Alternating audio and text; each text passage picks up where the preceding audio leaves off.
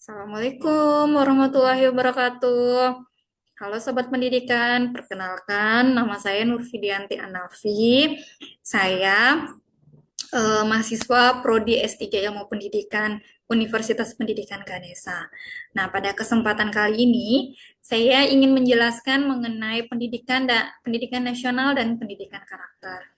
Nah, kita ketahui pendidikan nasional itu adalah pendidikan yang berdasarkan Pancasila dan Undang-Undang Dasar Negara Republik Indonesia tahun 1945 yang berakar pada nilai agama, kebudayaan nasional, dan tanggap terhadap tuntutan perubahan zaman.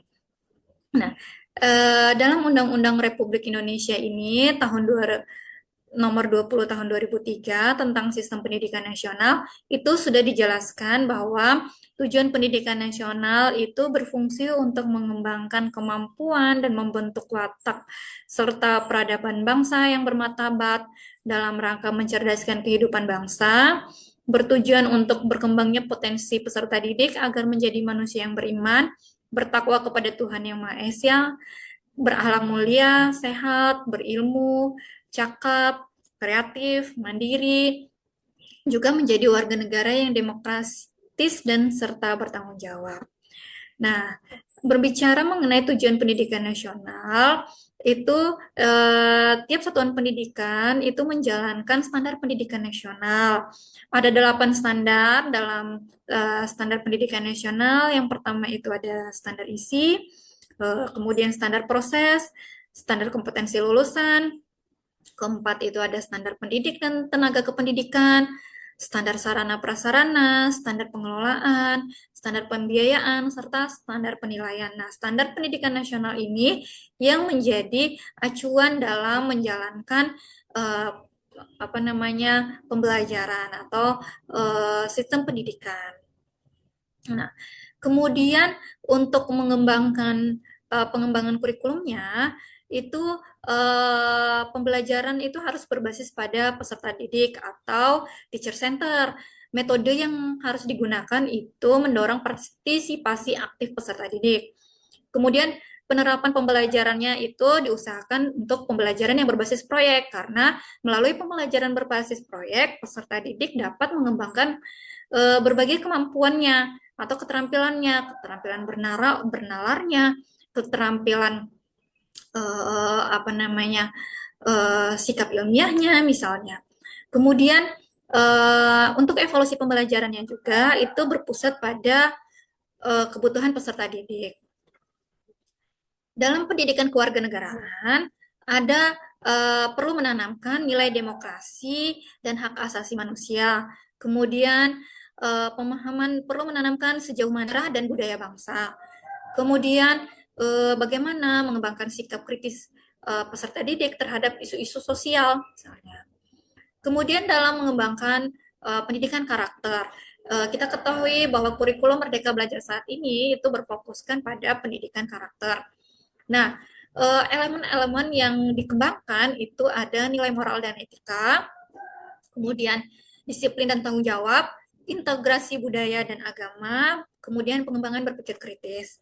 Dalam mengembangkan nilai moral dan etika, salah satu contohnya itu adalah kejujuran, kemudian tanggung jawab, empati, rasa empati, kemudian membiasakan siswa untuk bersikap hormat dan toleransi.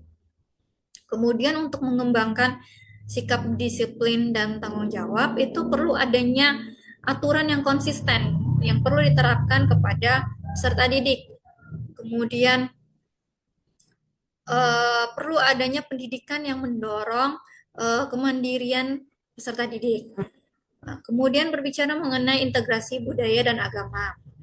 Itu salah satu bentuk penghormatan terhadap keberagaman budaya, kemudian peningkatan pemahaman ajaran agama. Dan selanjutnya kita berbicara mengenai pengembangan berpikir kritis peserta didik. Itu perlu adanya latihan analisis terhadap masalah, kemudian mendorong inovasi dan kreativitas peserta didik.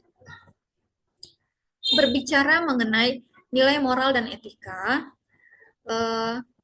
ini perlu ditanamkan melalui pendidikan karakter. Kita ketahui bahwa pendidikan karakter ini merupakan proses pembelajaran yang berorientasi pada pembentukan dan pengembangan nilai-nilai moral, etika, dan kepribadian peserta didik. Pemerintah itu sudah berupaya menanamkan pendidikan karakter dengan cara menerapkannya pada bidang studi di sekolah. Nah, sejalan dengan hal tersebut, salah satu prioritas dalam Merdeka Belajar itu tadi kan adalah pendidikan karakter. Nah, integrasi pendidikan karakter melalui kurikulum berbasis budaya ini merupakan sarana utama untuk melestarikan nilai-nilai budaya. Nah, kebetulan saya ini berasal dari Bima. Nah, ada kebudayaan Bima yang dapat diintegrasikan ke dalam pendidikan karakter. Kita ketahui bahwa kebudayaan Bima ini masih kental dengan syarat nilai moral dan etika. Kebudayaan lokal Bima ini merupakan bagian dari kearifan lokal Bima yang dilakukan secara berulang dan terus-menerus. Nah, ada kearifan lokal Bima yang berperan penting dalam mengatur pola perilaku dalam kehidupan sosial. Dalam bahasa Bimanya, gahi itu berarti ucapan, rawi berarti tindakan, dan pahu itu berarti sesuai atau selaras.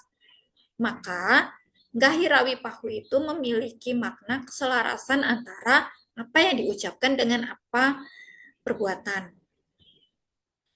Nah, salah satu nilai karakter yang tercermin dari budaya gahi rawi pahu itu adalah kejujuran. Dalam proses pembelajaran, ini kejujuran merupakan salah satu sikap dari saintifik. Sikap jujur ini sangat penting dalam suatu penyelidikan melalui kegiatan mengumpulkan data, mengolah data, kemudian jujur dalam menyampaikan hasil atau keputusan. Nah, gahi rawi pahu ini dapat membentuk pembentukan karakter melalui pemahaman tentang nilai-nilai kejujuran tersebut. Pembelajaran yang menanamkan nilai budaya ini diperlukan untuk menjaga dan mempertahankan nilai karakter bangsa. Baik, demikian yang dapat saya sampaikan dalam video ini. Terima kasih. Assalamualaikum warahmatullahi wabarakatuh.